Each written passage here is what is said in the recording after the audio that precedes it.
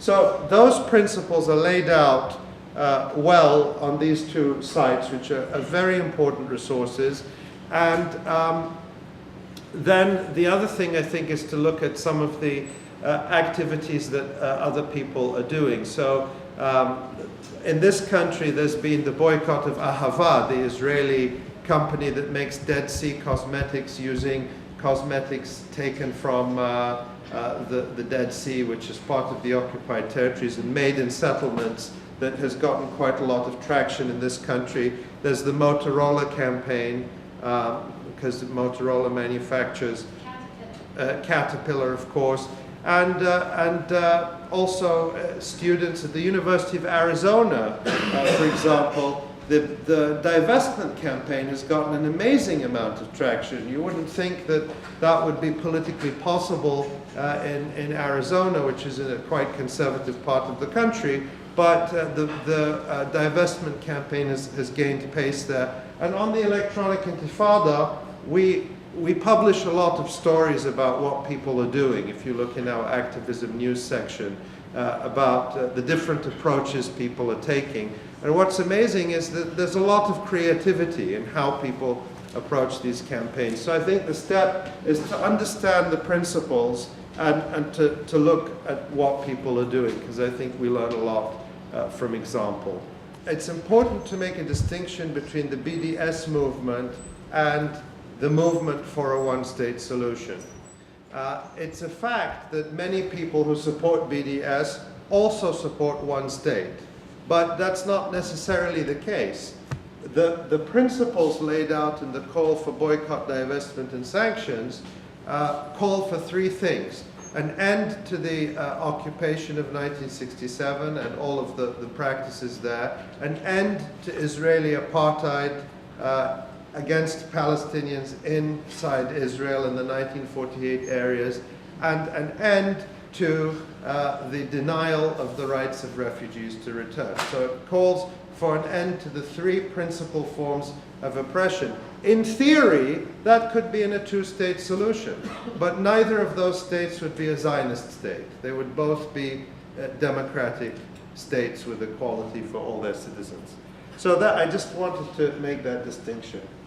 One thing is to support BDS, I've already said that. The other thing is to recognize that, in a sense, the climate is changing in this country. Just over a year ago, when Israel was bombing Gaza, the Congress passed a resolution in support of that by more than 400 to 3 or something like that. I don't remember the exact number, but it was around that. A year later, when a resolution was put up against the Goldstone report in Congress, basically saying the US should do all it can to help Israel fight the Goldstone report, it still passed by an overwhelming majority, but this time the majority was 364.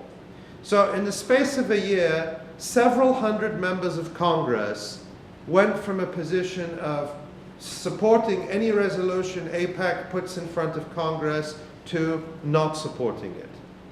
Some of them voted against it, some of them abstained, some of them voted present, but that was a shift. If you put several dozen congressmen in this room, that would look like quite a lot of people, not insignificant. Just a few weeks ago, 54 members of Congress signed a letter to President Obama calling on him to pressure Israel to end the blockade of Gaza. Again, that's unprecedented. 54 members of Congress. That, I think, indicates the beginning of a shift. And I think it's important to push it as much as we can.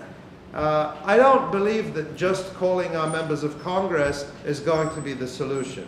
But I think supporting BDS and calling our members of Congress and doing educational work, all these things combined have added up to a quite significant force that the Re'ud Institute calls an existential threat.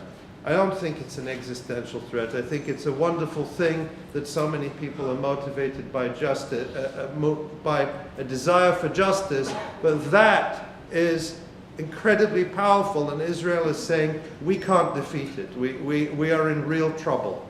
So I think to identify the thing you can do, but to really do it, and to really take the time and effort to do it. So all those things are things we can do.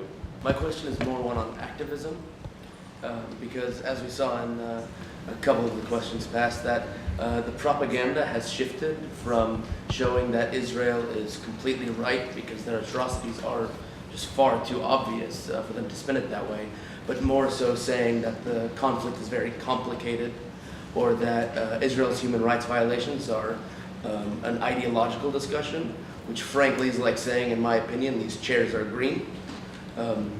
So how do we counteract this form of propaganda versus the previous one that was very, we could just use facts against it, and it's very clear in that sense? The strategies you're going to see now are one that is greenwashing, the greenwashing of Israel, where they're going to say, let's talk about all the wonderful things Israel does, that Israel develops all these technologies for solar power and for the environment and all of this and all this wonderful culture and all that. So attempt to change the subject and to greenwash Israel as something lovely instead of to expose the apartheid reality that exists.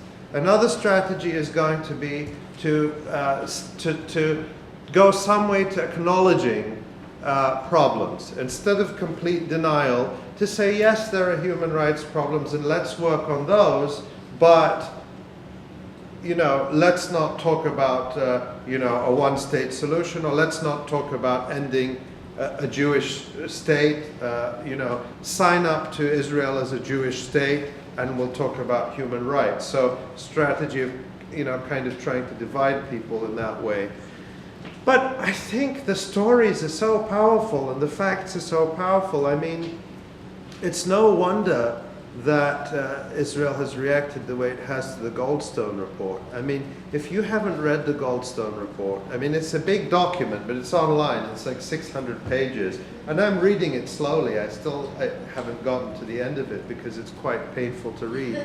But this stuff cannot be brushed under the carpet. It cannot be denied. I mean, just a few weeks ago, Israel issued its so-called rebuttal to the Goldstone report. It was torn apart within days. I mean, they claimed we didn't bomb this, and then, there was evidence that actually, large Israeli bomb casings were found where they said that. I mean, you can't just deny it. So the stories are very powerful. And I say, stay focused, don't be distracted. Stay focused on the message, stay focused on the facts. That's what we've always been good at, and that's always been enough.